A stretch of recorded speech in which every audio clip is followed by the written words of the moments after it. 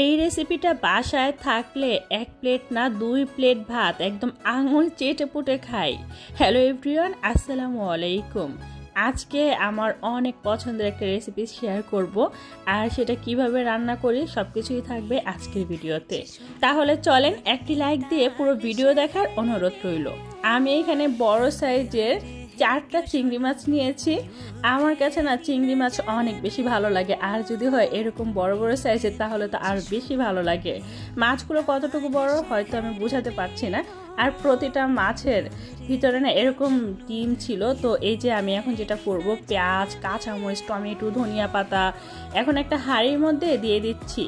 পেঁয়াজ কুচি, সেই সাথে টমেটো কুচি, আর হচ্ছে কাঁচামরিচ ফালি দিয়ে দিচ্ছি। স্বাদ মতো নুন, হলুদের গুঁড়ো, সেই সাথে দিয়ে দিচ্ছি লাল মরিচের গুঁড়ো, আর হচ্ছে ধনিয়া পাতা গুঁড়ো। ইলিশ মাছ আর হচ্ছে চিংড়ি মাছ, এই দুইটা মাছের মধ্যে আদা রসুন যায় না, তো আমি পরিমাণ মতো তেল দিয়ে খুব ভালোভাবে মাখিয়ে নিচ্ছি।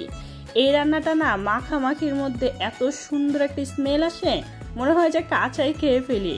তো এই যে আমি 4টা চিংড়ি মাছের পিসেস সুন্দর করে মশলার সাথে ভালোভাবে মাখিয়ে নিচ্ছি। আর এটা মাখাতে হবে অনেক সুন্দরভাবে, মাখানোর মধ্যে মনে হয় অর্ধেক রান্না হয়ে যায়। এরপর যেটা করব, ঢাকনা দিয়ে ঢেকে দিচ্ছি। এবার যেটা করব, চুলার আঁচটা ধরিয়ে নিব আর সুন্দর করে রান্না করে নিব। এখানে কিন্তু কোনো প্রকার পানি দেইনি, এমনিতে নর্মালি টমেটো বা পেঁয়াজ, কাঁচামরিচ যে এক্সট্রা একটা পানি থাকে না, ওইগুলোই উঠেছে, আর ওইগুলো দিয়ে এই চিংড়ি মাছটা রান্না করব।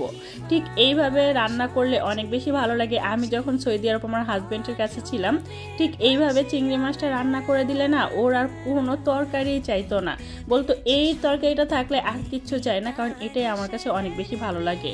তো বেশিরভাগই আমরা এই রেসিপিটা বাসায় তৈরি করতাম আর দুইজনে মিলে চেটে পুটে খাইতাম। লাস্ট পর্যায়ে আমি দিয়ে দিচ্ছি ধনিয়া পাতা কুচি, আর ধনিয়া পাতা কুচি খুব সুন্দর একটা স্মেল আসে। তো ঢাকনা দিয়ে ঢেকে প্রায় 3 থেকে 4 মিনিটের মতো রান্না করে নিয়েছি, চুলার আঁচটা মিডিয়ামে রেখে। আর এই তো দেখতেই পাচ্ছেন চিংড়ি মাছের পিসেসগুলো তো একটু সুন্দর করে নেড়ে চেড়ে দিচ্ছি, আর ফাইনালি দেখতেই পাচ্ছেন রান্না কিন্তু ডান। এতটাই সুন্দর কালার হয়েছে, তাই না? দেখতে কিন্তু অনেক লোভনীয় লাগতেছে, আর খেতে যে কেমন লাগবে সেটা আপনারাই কমেন্ট করে জানান, ঠিক আছে? তো যাই হোক, চুলার আঁচটা একদমই অফ করে দিচ্ছি, আর এই হচ্ছে ফাইনাল লুক। কালারটা দেখেন কত সুন্দর না? তো আমি যেটা করি, এই রেসিপিটা থাকলে আমার না বাসায় আর কিচ্ছু চাই না। প্রথমে গরম গরম ভাত নিয়ে নিচ্ছি, একদম রাইস কুকার থেকে গরম গরম ভাত নিয়ে নিচ্ছি প্লেটের মধ্যে। সুন্দর করে প্লেটের মধ্যে ভাত নিয়ে নিচ্ছি, সেই সাথে নিয়ে নিচ্ছি আমার পছন্দের এই রেসিপিটা থাকলে 1 প্লেট না 2 প্লেট ভাত অনায়াসে শেষ হয়ে যায়, একদম আঙুল চেটে পুটে খেয়ে ফেলি, এতটাই টেস্টি একটা রেসিপি। আচ্ছা, ভিডিওটা কেমন লাগছে অবশ্যই কমেন্ট করে জানাবেন, ঠিক আছে? ভালো লাগলে লাইক কমেন্ট শেয়ার করে দিবেন, চ্যানেলটা সাবস্ক্রাইব করে রাখবেন, আর পেজে লাইকগুলোতে সবসময় সাপোর্ট করবেন। কে কোথা থেকে আমার এই ভিডিওটা উপভোগ করতেছেন অবশ্যই কমেন্ট করে জানাবেন। আর আমার মতো এরকম চিংড়ি মাছ পাগল কে কে আছেন একটু কমেন্ট করে জানাবেন তো।